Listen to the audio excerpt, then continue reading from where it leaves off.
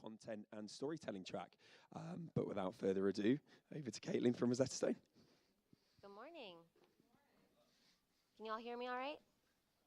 Is this on? Okay. Good morning. How's everybody doing? Good. All right, so we're going to talk about content. This is the content track, but I'm going to focus on mobile and how we are changing our content to be specific to this mobile world that we live in. So I'll get started.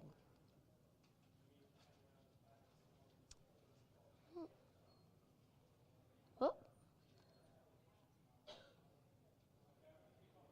All right, here we go. I think I got it. So I am Caitlin. I work for Rosetta Stone, and I do all things digital. Wear a lot of hats. We're a small, lean marketing in-house organization. So I work across everything from social, display, mobile, lead demand, you name it. So where does that take me? Mobile, because that's where the people are. I always think of Little Mermaid when I say that. Like, I want to be where the people are. You know that song? I feel like Little Mermaid up here. So, what is Rosetta Stone? I'm sure many of you have heard of Rosetta Stone. We are a language learning company. And we really focus on making people understand that learning a language is fun, easy, and it is effective. It really does work. And so basically what that means is we're immersive. We try to make you learn a language like you learn your first language, like when you were a baby. And so, we want to make that as fun as possible. So a lot of people think of us as software. I'm sure you recognize that yellow box. A lot of people do. It's very iconic. But we're trying to move away from that.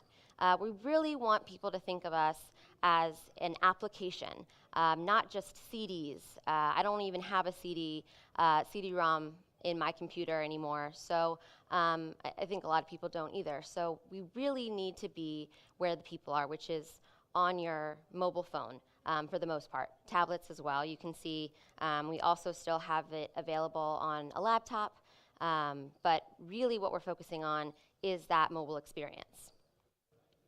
So why are we here today? We're talking about mobile because we're overwhelmingly becoming mobile. 65% of people in 2015 were using mobile over desktop. So we really need to be there. Traditionally, Rosetta Stone has been a media company that you see on television ads. We no longer run on TV at all. So we really have to focus on our content for digital advertising. So this is one of my favorite Rosetta Stone ads. It's from way before my time at Rosetta Stone, so I can't take credit for it. But this worked. This sold. He was a hardworking farm boy. She was an Italian supermodel. He knew he would have just one chance to impress her. And there's that yellow iconic box, right? But we want to replace that yellow box in his hand with that mobile phone and that device. And so now where we don't currently buy print anymore. This was a print ad directing to a 1-800 number. We want to be mobile. So a huge part of the last year that I spent was working on the launch of our new mobile app. And so it's beautiful. You can see here it's a reskin, new UI, UX experience, same heart, same core content in the product, but it just looks a lot newer and snazzier. So we got some organic acclaim around this. You can see shameless plug, Macworld there said that it's well worth your money. But we needed people to know about this app. Let me just ask the audience here today, how many of you knew that we had a mobile app at all? That's more hands than I get sometimes when I ask that question. I think most of the people that raise their hand, though, I work with. So I need to do a better job of getting that out. Ooh. Oh, no. I'm sorry, malfunction. All right, here we go. So getting that message out that we are mobile. And so how do we do that? Through our content. You can see here that this is everyday life situations. It's fun. You're at the gym. You're using your Rosetta Stone mobile app. You're getting ready to go to the movies. You're using your Rosetta Stone mobile app. Any everyday life situation. And so that's what we're really going for here. And Rosetta Stone really lends itself well to content. But how do we approach that without looking like we're selling travel or bookings? We really have to make sure that we're not just looking like another lifestyle image. We're really focusing on that application. So we had to come up with an idea for this campaign. How are we going to launch the new app and get the word out? So what we did was we challenged 100 people to learn a new language during lunch. And so without further ado, I'll just play the video and let you see what happened. Can we play?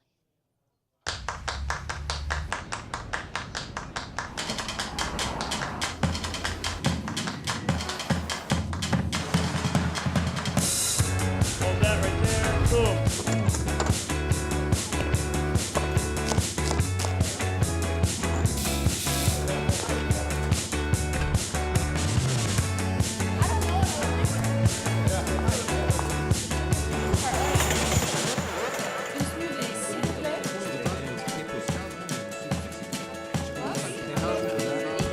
Para beber, quiero yogur de frutas. Et le milkshake en chocolat, s'il vous plaît. Gracias. Bonjour. Bonjour. Ça va? Hola. Hola. ¿Cómo estás? Bien. Un crepe salé, s'il vous plaît. Ah, c'est meilleur les crêpes salées. ¿Para usted? Una quesadilla con carne asada, por favor. Ok, un momento, señor. No más tarde.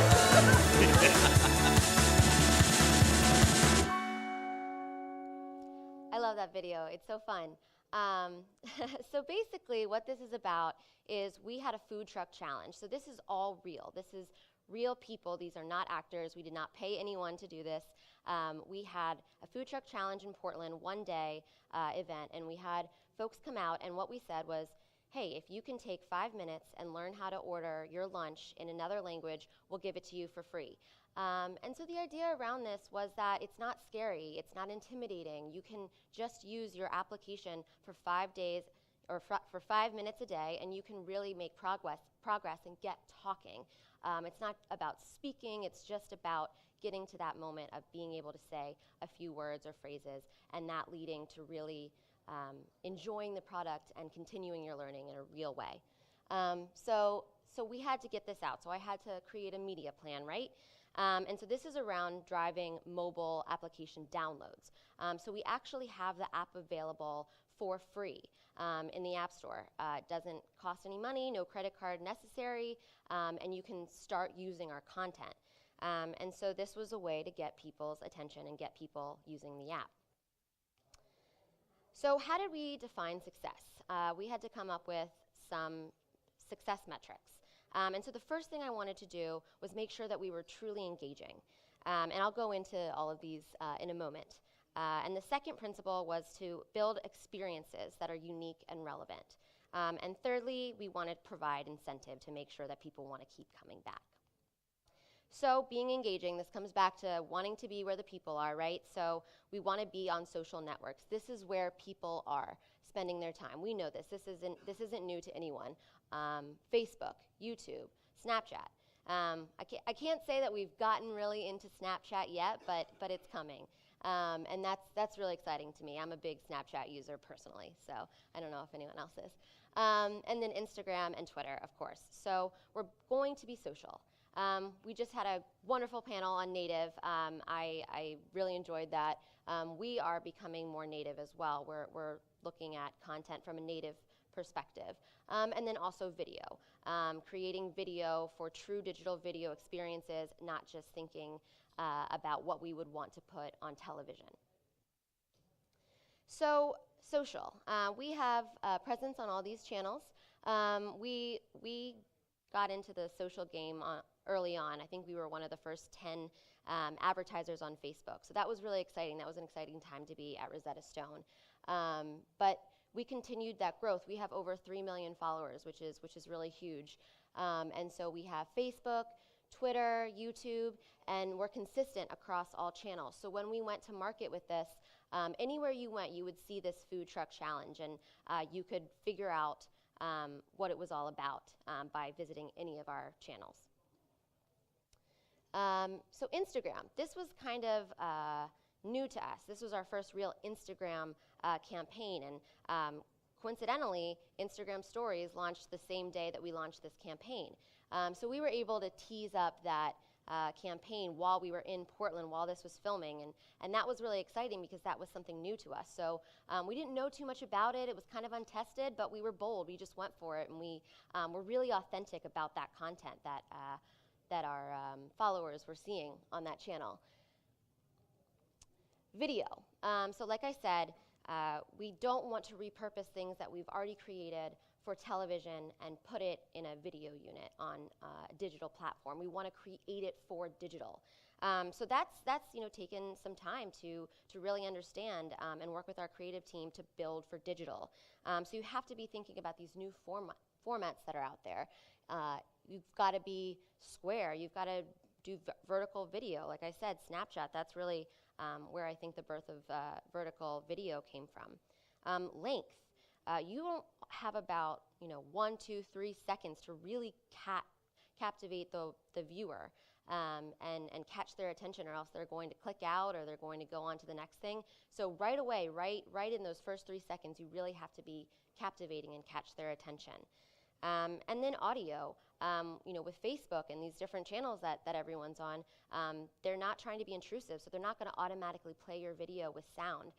You've got to have it look and make sense and be interesting without that audio playing. So all of these things, make us have to think about video differently, and that's what we did with this campaign.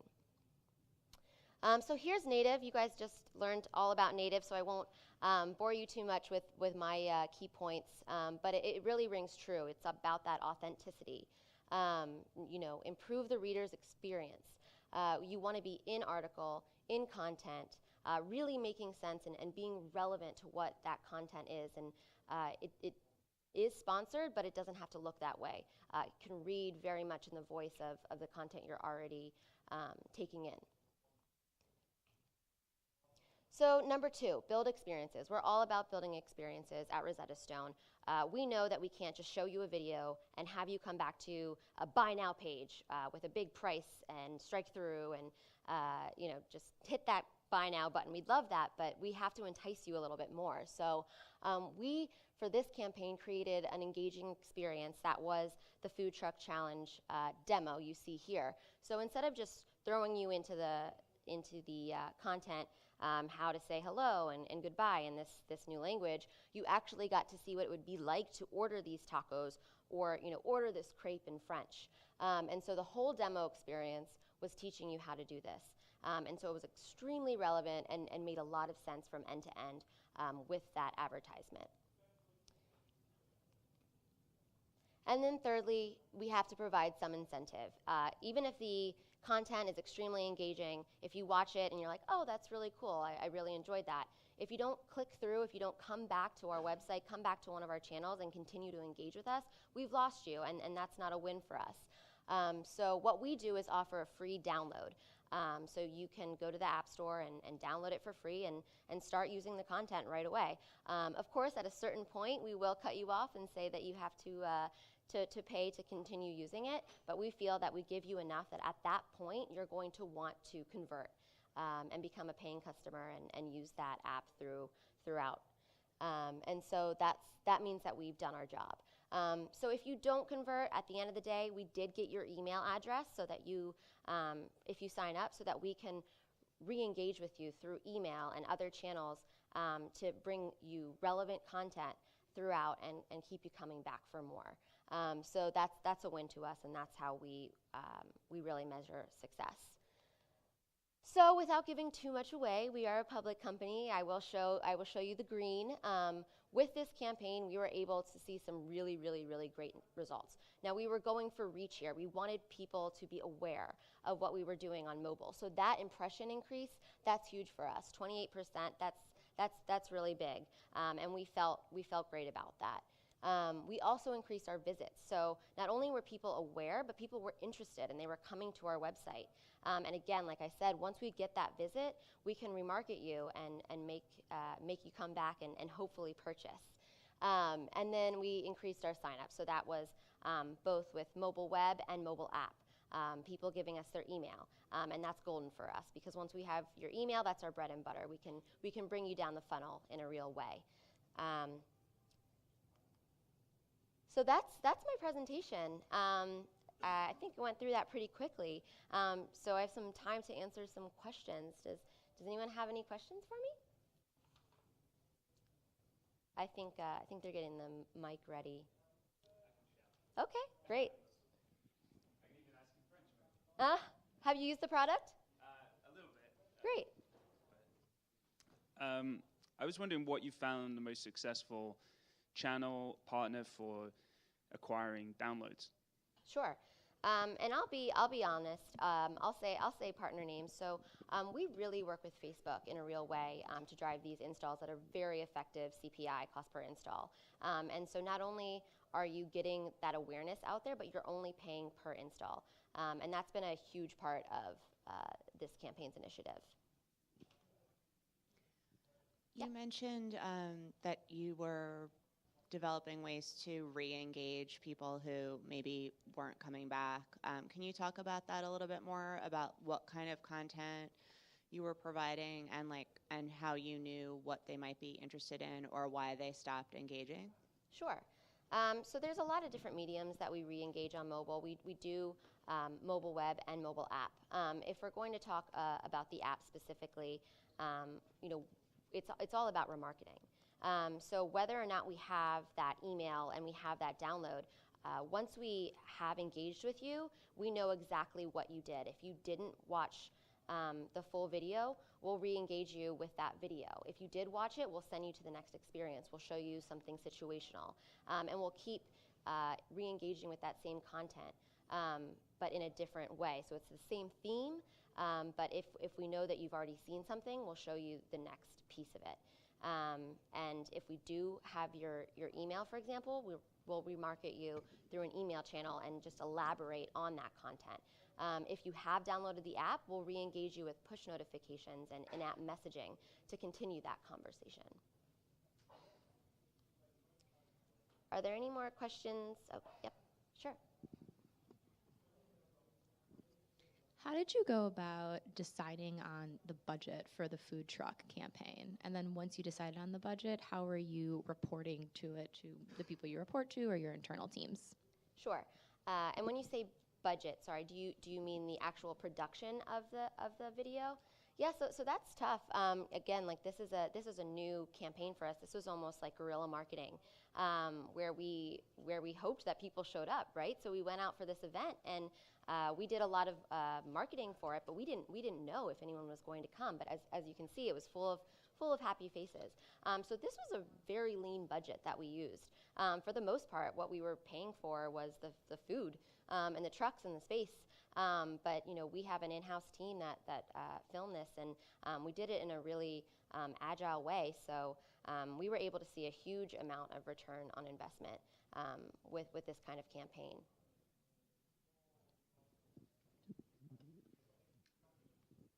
How did you arrive at is there a best practice for when you end a subscription of the kind of trial time? Is it based on time or is it based on the number of touch points that the person has had? Sure. So it is the same for everyone. You'll get the same snippet of content. It's about an hour of content, and some people might think that that's not enough. But if you really think about it, an hour of content that's a long time. And if you really are just using your app on the go, it might be 5 minutes here, 5 minutes there, and that adds up to be a good amount. That's our first unit. So we feel that if you're going to put that much time into it, that you're probably really serious about continuing. And so that's how we landed on that amount of content. Any other questions from the audience? Or I'll jump in here. Do you create different video content to speak each social platform language, or do you just adapt to length and let's cut off a little bit in existing content? That's a really good question. So it really depends. I mean, in the most part, this was a video that was a minute long. I don't know about you guys, but I'm not watching an advertisement for a minute. Most of it's usually 15, 30 seconds. So like I said, you really have to get people hooked in that first 4 seconds, or they're going to click if that's an option for the advertisement. So the answer is yes. We would love for you to watch the whole video and continue to watch what else happened back on our website. But we really do have to figure out how to cut that down to make sense and be relevant in that short amount of time for whatever platform that's running on. Next question. How has the rise of Duolingo as a mobile-first competitor affected your marketing strategy? That is a great question. I usually don't like to bring them up because I don't like to talk about our competitors. Because at the end of the day, like that Macworld review said, we are the best option for language learning. So if you have the money and the time to invest, it is well worth your dollar. A lot of the time people think we're too expensive. But that really isn't true. We've heard your cries, we've heard you complain or just be concerned with the fact that it's expensive, and we've brought our price down. We've slashed our price in half in the last year, and we've made subscription available so that you don't have to pay a ton up front. You can pay monthly. And so Duolingo's kind of probably done us a favor by making that apparent to us, that we had to adapt and pivot and change our model, bring our price down, make it affordable to all. So I thank them for that, really. And at the end of the day, I think our product is superior, and that if you spend time in it, you'll think that as well. Let's see. Did you have to rethink all the content within the program when moving to mobile first? We did. It was a huge undertaking. Like I said, it's the product at its core is still the same. It's about changing the imagery and the UI and the UX and just making it more up to date and mobile friendly. If you think about software and sitting at your computer and using a software on your desktop at home, it's a very different experience than if you're on the train, on the way to work, and trying to learn a language. You don't want to be that person in the corner on the metro, like, hablo español. You don't want to look like a crazy person talking to your phone, trying a new language. So we had to adapt and make it usable in an on-the-go way.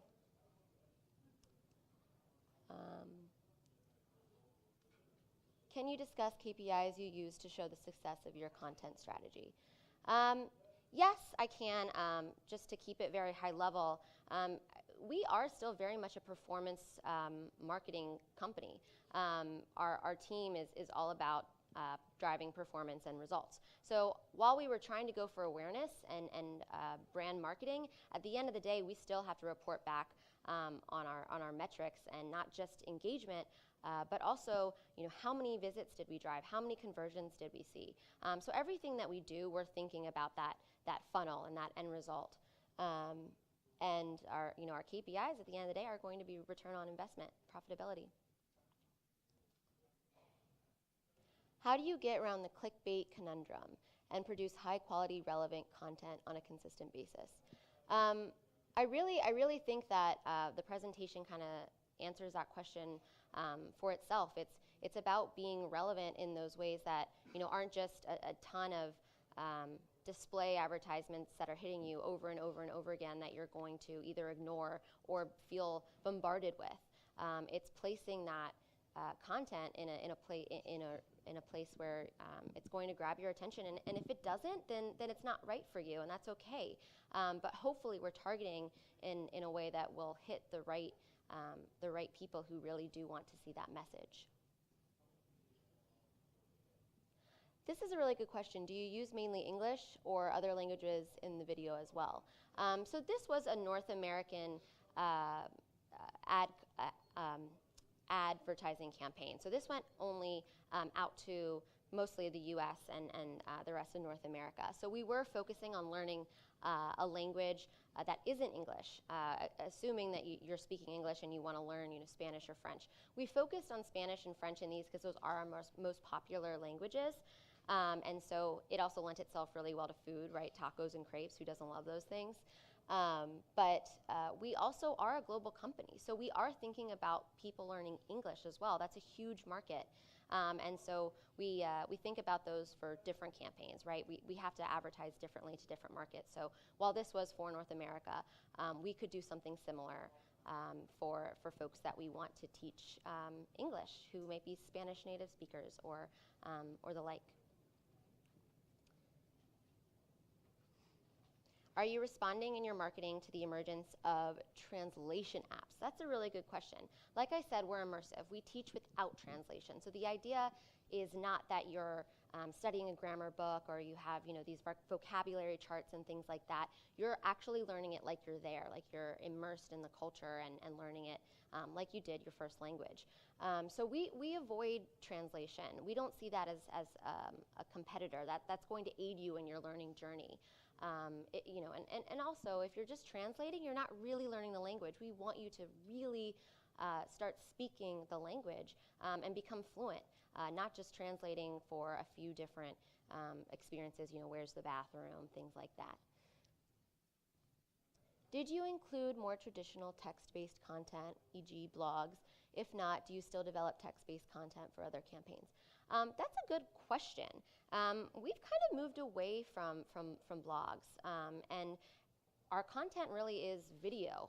Some people might argue that video isn't content, but we feel that absolutely is our content. We still do content marketing, like I said, native, so we'll have these experiences that you can read about, and we'll partner with different publications where we work with their brand studios and we write content. We have them write content for us for Rosetta Stone. We have a number of partners that do that, but we've kind of focused on that as a media company as opposed to writing our own in-house blogging content. And the last one, apps tend to have a high dropout rate. How do you keep the users using the app, and what mobile strategies do you use for this, content-wise? That's a good question, too. I talked a little bit about our push notification strategy and our in-app messaging. That's been huge with the relaunch of the app and really figuring that out. And this is a new application for us, and so it's a lot of trial and error, but that's what's beautiful about the technologies that we have is we're continuously testing, A/B testing and trying out different messaging to different markets. With the release of iOS 10, lots of things changed, right? We had the rich notifications come out with that, and so we had to kind of figure out quickly and agilely how do we make this new medium for us work. And so it is it's a lot of trial and error. It's about testing. So I think that's it. Are there any more questions in the room? All right, well, thank you so much.